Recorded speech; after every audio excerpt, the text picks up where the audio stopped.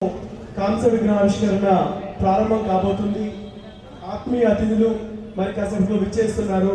So దయచేసి అందరూ సహకరించవలసిందిగా కోరుచున్నాం. సో దయచేసి దయాశ్రీగా విగ్రహం ముందు క్లియర్ చేయవలసిందిగా కోరుచున్నాం. సార్ అందరినీ క్లియర్ చేయవలసిందిగా కోరుచున్నాం.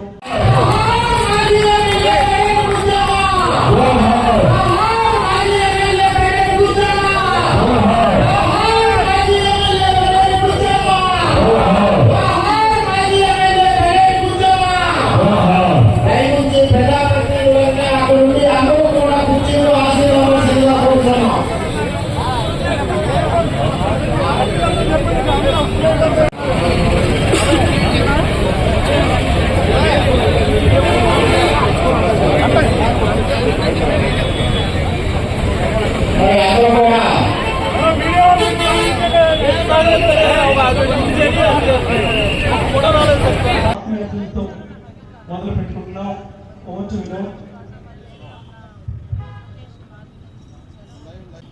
స్మరణంతో అది పూర్తవుతుంది, శాశ్వతం అవుతుందని క్లాస్ టీమ్ వాలంటీర్ కమల్ గారి బడేటి బుజ్జి గారి 5వ వర్ధంతి కూడా వారిరువురిని తలుచుకుంటూ స్మరణ క్షేత్రంలో ఈరోజు మనం బడేటి బుజ్జి గారి శాసనసభ్యులు బొమ్మూరి నాయకర్ గారు, తణుకు శాసనసభ్యులు శ్రీ చింతమనేని ప్రభాకర్ గారు, దెందులూరు శాసనసభ్యులు అందుకు సహకరించినటువంటి ప్రతి ఒక్కరికి కూడా పేరు పేరున కూడా ధన్యవాదాలు తెలియజేసుకుంటూ ఉంటాను. జోహార్ బడేటి బుజ్జి గారు, జోహార్ వంగవీటి మోహనరంగా, జోహార్ వంగవీటి మోహనరంగా.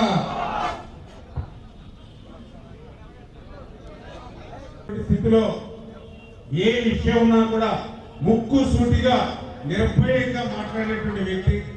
ఏ పని ఉన్నా కూడా ఆ రోజు చంద్రబాబు నాయుడు గారితో కూడా మరి ఆ పని ఉద్దేశం కానీ ఆ పని నెరవేర్చేటువంటి విషయంలో కానీ ఎటువంటి మొఖమాటం లేకుండా ఆ రోజు జిల్లాలో ఏదైనా సమస్య వచ్చినా కూడా అందరి తరఫున కూడా తానే ఒకరితో తీసుకుని ముఖ్యమంత్రి గారితో కూడా మాట్లాడేటువంటి వ్యక్తి.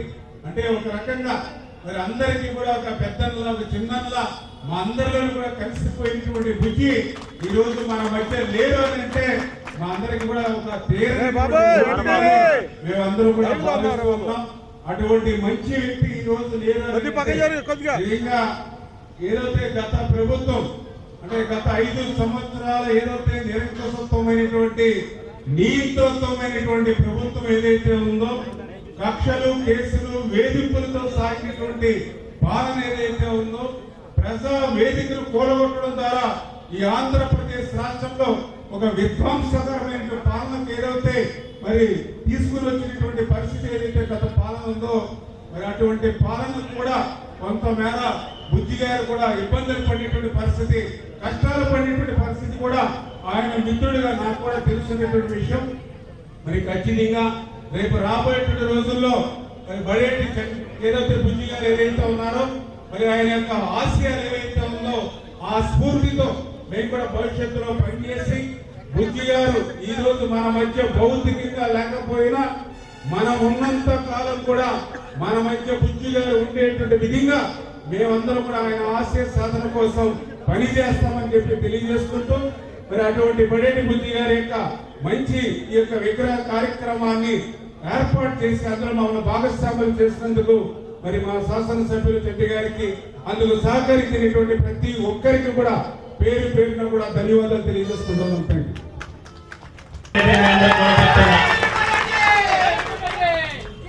నా వల్ల 500 మందో 1000 మందో ఇబ్బంది పడచ్చు, కానీ నేను చేసేది 10,000 మందికి ఉపయోగపడుతుందా లేదా అనేది చూస్తా.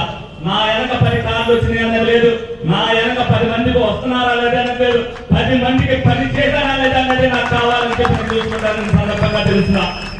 విలువలకి రాజకీయాలకు విలువలు ఇచ్చేది బడేటి కుటుంబం. ఆ విలువలకి ఇవ్వకోకుండా, రాజకీయాలు ఇవ్వకోకుండా బడేటి కుటుంబం రాజకీయంలో ఎప్పుడు ఉండదు. అది ప్రజలకు తెలుసు.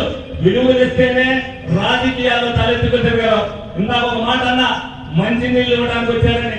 నేను గౌరవంగా పదవి ఉన్నా లేకపోయినా సరే మీ ఇంటికి వస్తే గ్లాస్ మంచి నీళ్ళు ఇచ్చారంటే నా మీద గౌరవం ఉన్నట్టు. నేను ఇంటికి వస్తే తలుపులు మోసుకున్నానంటే నేను చేసే పని లేకపోవచ్చు. కొంతమంది అందరినీ అన్నావు. ఒక విలేకరు నా గురించి విమర్శ చేశాడు, నేను పిలిపించి మాట్లాడా. నేను విమర్శలకు భయపడ్డావు, కానీ నేను చేయని పని ఎందుకు చేశావని చెప్పి అడిగా.